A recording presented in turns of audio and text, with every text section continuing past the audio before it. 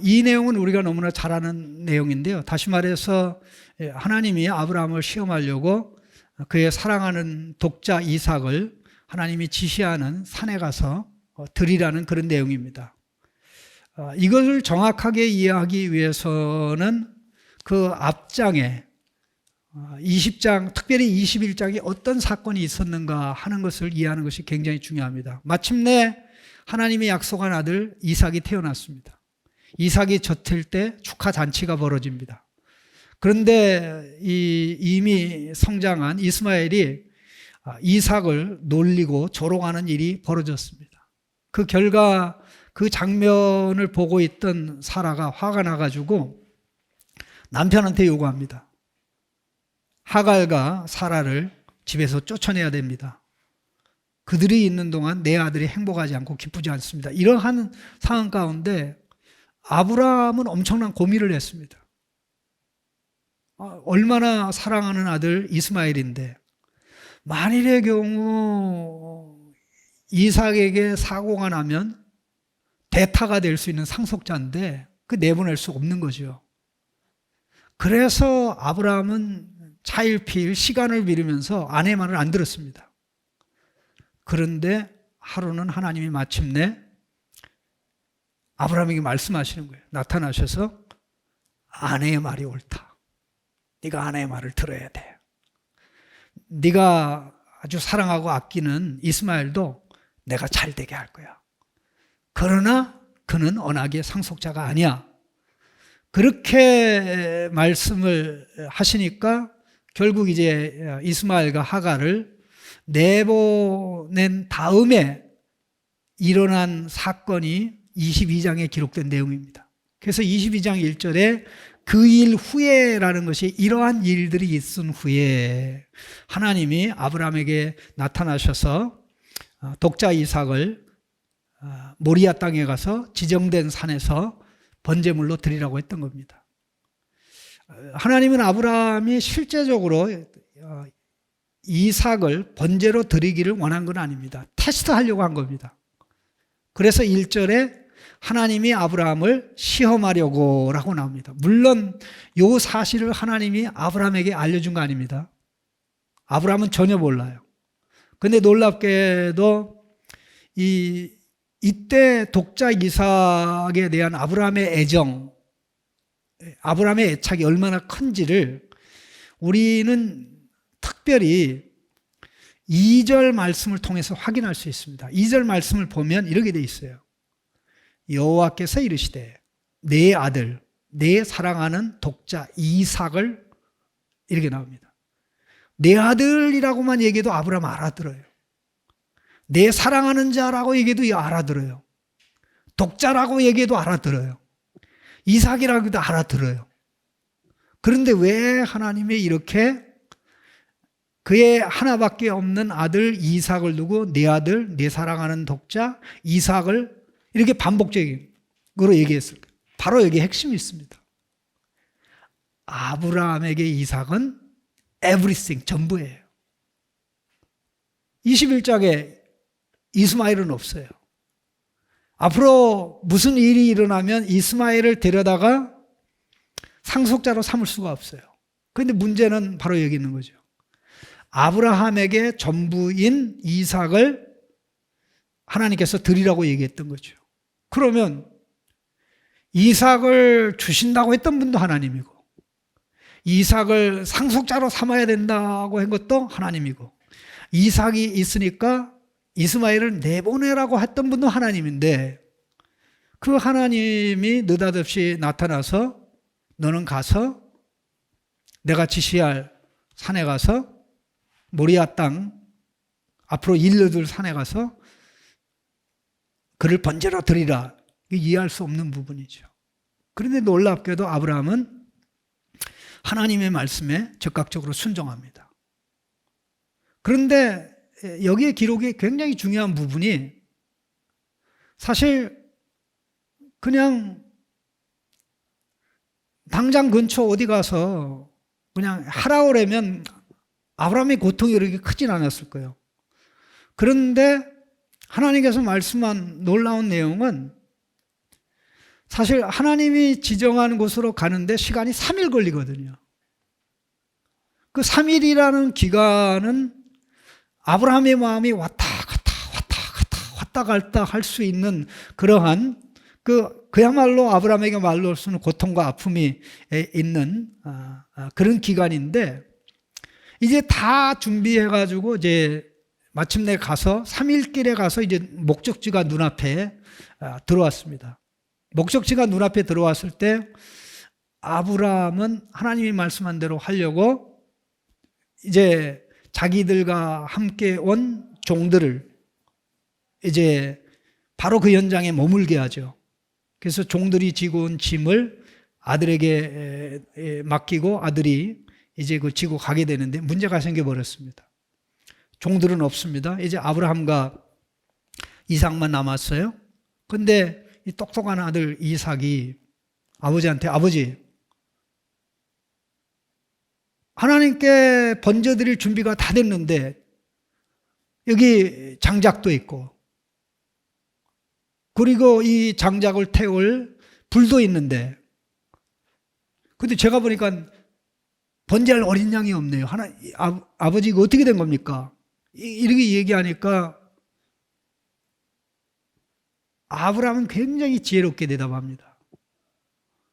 아들아, 번제할 어린 양은 하나님이 자기를 위해서 준비해 주실 거야.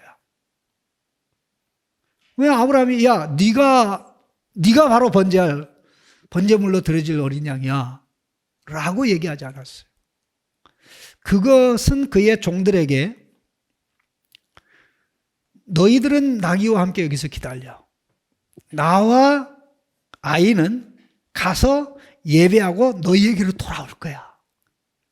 그 말을 통해서도 이미 종들에게 이삭을 드리는 것이 아님을 명확하게 하고 분명하게 했어요. 그 사실 숨겼다는 거죠. 물론 아내한테도 말하지 않았을 것입니다. 그리고 이삭한테도 이것을 말할 수가 없었죠. 왜냐하면 이거는 일종의 아브라함이 가지고 있는 확신인데, 아브라함이 설사 이삭을 번제로 드린다고 할지라도 하나님께서 주신 아들이고 상속자로 세운다고 한 아들이기 때문에 이삭을 번제로 드리면 하나님께서 이삭을 제 가운데서 다시 살려 그를 살아나게 할 것이라는 사실 믿음이 있었기 때문에 바로 아브라함이 이삭에게 이런 이야기를 한 거고, 실제적으로 히브리서 기자는 히브리서 11장에도 이 사실 그대로 언급합니다. 설사 드린다고 할지라도 하나님이 살려주실 것이다. 그 신앙의 원천은 어디 있냐면요, 아브라함이 99살 때 이삭 준다고 그러고 결국 100살 때 애가 태어났는데, 이미 아브라함도 그렇고 사라도 그렇고 죽은 몸에서 이삭이 태어난 겁니다. 죽은 몸에서 이삭이 태어나는 것은 죽은 자가 죽음에서 살아나 부활하는 것과 같은 똑같은 의미가 있기 때문에, 바로 아브라함은 이삭이 낳는 그런 과정에 이런 놀라운 체험을 했기 때문에 이삭을 드린다고 할지라도 하나님께서는 다시 살아나게 할 것이다라는 그런 믿음이 있었기 때문에 어떻게든지 이삭을 번제로 드릴 생각을 하고 있었고 계획을 하고 있었는데, 만일의 경우 이삭에게 이 사실을 미리 얘기해 버리면 그 일이 틀어질 수 있다고 봤기 때문에 이삭에게는 그냥 하나님이 준비해 주실 거야 라고 이야기를 한 겁니다. 물론 종들에게도 같은 취지로 그들을 안심시켜 주기 위해서 이야기를 한 거죠. 왜냐하면 종들에게 얘기하기를 내 아들 번제로 드릴 거야 얘기하면 종들이 허락하겠습니까? 난리가 나죠. 또 이삭도 문제가 생길 수도 있고, 이런 가운데 결국 모든 계획대로 아브라함이 그 모리아 산에 가서 번제를 드릴 준비를 다 하고 맨 마지막으로 한 게 뭡니까? 9절 말씀에 나와 있는 대로 이삭을 결박하여 제단 위에 올려놓고 이제 짐승의 각을 뜨듯이 이삭을 죽이려고 할 때 웬일입니까? 아브라함이 이거 기대한 게 아닙니다. 또 기대하지도 않았어요. 아브라함이 기대한 것은 번제로 드리면 하나님이 살아나게 하실 거다. 그걸 기대했는데 하나님은 아브라함아 아브라함아 내가 이제야 나를 경외하는 줄 아노라. 그렇게 말씀을 한 건데 이 사건이야말로 아브라함의 신앙이 창세기 17장 이후에 하나님이 나는 전능한 하나님이야 내 앞에 온전하게 살아야 해라고 말씀한 이후 이제 이삭이 태어나기 전에 소돔 고모라 멸망하고 이삭이 성장하고 또 블레셋과의 관계에서 하나님께서 복 주시는 여러 가지 모든 상황들을 쭉 보면서 사실 아브라함의 신앙이 절정에 도달했을 때 했던 바로 행위가 바로 오늘 창세기 20장에 나오는 이 내용입니다. 하나님이 이것을 통해서 단지 아브라함의 경건을 확인하는 것만이 유일한 목적이 아니고 적어도 아브라함 입장에서는 이제 내가 하나님 앞에 경건 합격했다라는 의미도 있지만 이것의 의미는 굉장히 중요한 게 이삭이 하나님의 명령을 받은 날로부터 이삭을 번제로 드리라고 하나님이 명령한 날로부터 실제적으로 이삭을 드리기까지 3일이라는 기간이 되죠. 이삭은 3일 동안 죽었다가 살아난 자입니다. 3일 동안 죽었다. 이걸 통해서 결국 메시아가 이삭이 대표하는 하나님 백성의 죄 문제를 해결하기 위해서 죽었다가 제3일에 살아날 것을 암시하는 최초의 중요한 사건입니다.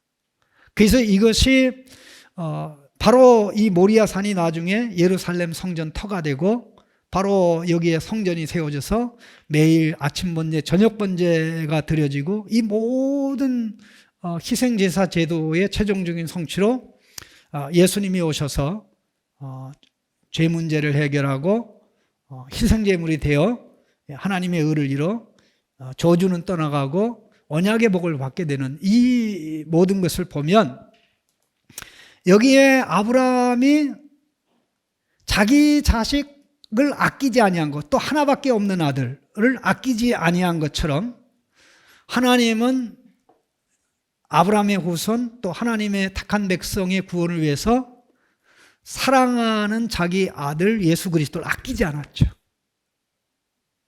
그런데 하나님의 특별한 배려로 말미암아 아브라함은 자기 아들이 죽지 않고 살아나는 특권을 받았죠. 그러나 하나님은 우리의 구원을 위해서 당신의 사랑하는 아들을 아끼지를 않았습니다. 그런 의미에서 아브라함의 경건을 보여주는 것만 초점이 아니라 그것을 뛰어넘어서 앞으로 하나님께서 아브라함과 아브라함의 후손의 구원 또 열방의 구원을 위해서 어떻게 그의 사랑하는 아들을 번제물로 희생물로 보내서 구원할지를 예고하는 엄청나게 중요한 구약의 계시 전개에 있어서 아주 중요한 진리와 교훈을 구속의 구원의 진리를 담고 있다는 점에서 우리는 놀라는 것입니다. 하나님의 사랑이 이와 같이 상상을 초월해서 전개되고 이루어지고 있다. 아브라함은 이삭이 다시 살아난 것을 통해서 또 이삭 대신 어린 양이 하나님께 드려진 것으로 저 희생짐승이 죽어서 내 아들이 살았구나 그 정도만이 아니라 나중에 깨닫는 것은 뭡니까?